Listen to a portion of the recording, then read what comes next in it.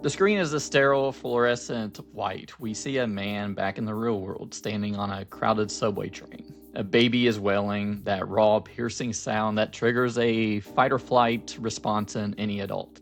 A stranger is berating a mother, his voice a jagged edge of social entitlement. Our protagonist, the lost man, doesn't look away this time. He moves toward the noise. This isn't a hero shot, it's a man completing a structural circuit. We're not watching a live action adaptation of a viral spot the difference game. The looping corridor isn't a haunted house, it's a purgatorial diagnostic tool. The loop is a localized simulation of the protagonist's moral cowardice. He isn't trapped in a subway. He's trapped in a moment he chose silence over action. And the anomalies, they're not glitches in reality. They are the externalized weight of a man who is terrified that becoming a father will turn his life into an infinite, meaningless hallway. If you haven't seen Exit 8, turn back now. This is a spoiler discussion, but feel free to check out my spoiler-free review. So we open up on what I like to call the failed test. On a crowded train, a man yells at a mother with a crying baby. The lost man, the guy we follow through the entire film, or most of the film, does nothing. This is what you would probably call the moral debt, which powers the entire supernatural engine of the film. And immediately after that, he gets this call from his girlfriend and finds out she's pregnant. That's when the movie kind of turns into this oppressive clinical white as he enters the corridor. Then there's the test text appearing on screen, which isn't just a meta nod to the game, it's the script's way of saying the simulation has officially begun. And the Lost Man, he continuously has these asthma attacks, which could be the physical manifestation of his narrowing life. He's already feeling the walls closing in. So there are instructions on the wall, and I guess this is the film's version of a tutorial level, but they might serve a deeper narrative purpose. So rule 1 is, if there's an anomaly, turn back, meaning that if there is a problem in your life, acknowledge it. Don't just walk past it. Now, maybe normal people would probably just sit down and wait, but the walking man exists to sort of debunk that.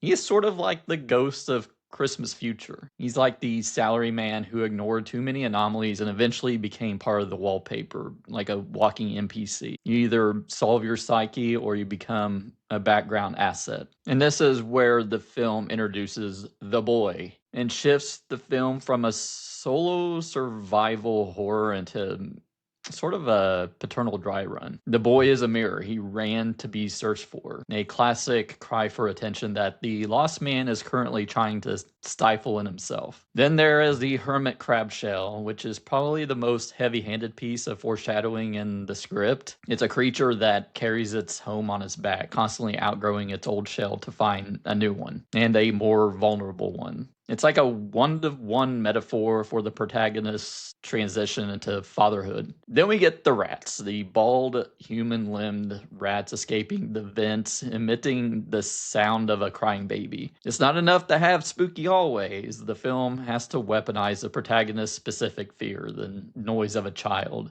into a literal monster. And the transition to Exit 6 is where the logic sort of demands a sacrifice. The sudden flood isn't just a hazard, it's sort of a baptism. So in the real world, in the beginning scene, the man is just an observer. In the loop at Exit 6, he finally intervenes. He holds the boy above water, sacrificing his own safety. So this is sort of the test that proves that he's ready for the stairs at the end. If he doesn't save the boy, he'll probably reset back to Exit 0. The movie treats morality like a safe state. You don't get to progress until you pass the character beat. And after the baptismal flood at Exit 6, the movie stops being so much a thriller. The lost man, he wakens alone. There's no water, no screaming rats, just the silence of the sterile corridor. And he finds a hermit crab shell on the floor. It's sort of a physical receipt for his growth. And when he finally reaches the staircase to the real Exit 8, the boy is there, pausing and looking back. The boy doesn't see anomalies because children aren't burdened by the cowardice of the status quo. And he walks straight out, and the man follows, the lost man. And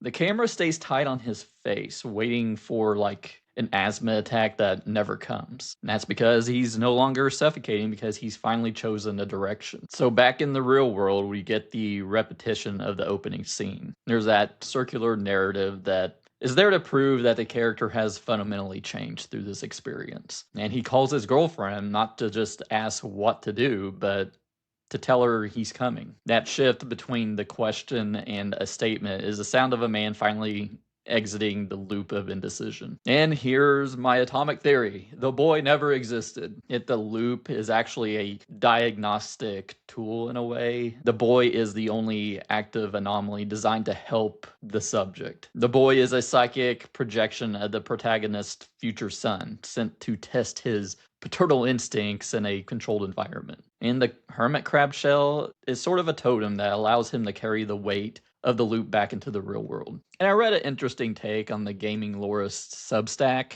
about the Buddhist theory and the noble eightfold path. The anomalies aren't just problems, but they are attachments or delusions. And reaching exit 8 isn't just leaving a station, it's achieving a minor form of enlightenment. But it sort of ignores the cynical modern reality of a guy just being terrified of a diaper change. And of course, people try to take the more cynical route that this is just an infinite loop for him, like because he hears the baby crying again at the very end, that it's just another loop. But I don't know. I think this is totally wrong.